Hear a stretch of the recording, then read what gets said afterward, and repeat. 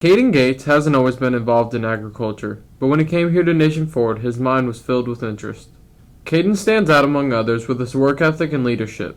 Cayden stands out among other FFA members here at Nation Ford because he's willing to do anything that's asked of him, and he's also a self-starter, meaning that you don't necessarily have to ask him to do things. He sees things that need to be done, and then he does them.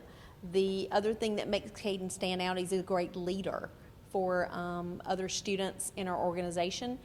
As a member of FFA, Cayden was qualified to compete in the FFA Agri-Science Fair with hundreds of students across the country. With a lot of time and effort put in, Cayden thought he would do well, but little did he know what was ahead for him. I probably spent about 8 months worth of research just from the beginning of what I wanted to do to actually figuring out how to test the data, how to gather it, to actually finishing out my research.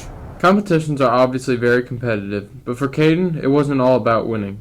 Personally, for me, for being able to compete in this and win nationally, it was more of a foundation, where I never did it to say, oh, look at me, I won. It was more of a fact of, it allows me to create a standing for future studies, where I can make the mistakes now, so when I do in the future, I can conduct better research that will actually have an impact on the future in agriculture itself.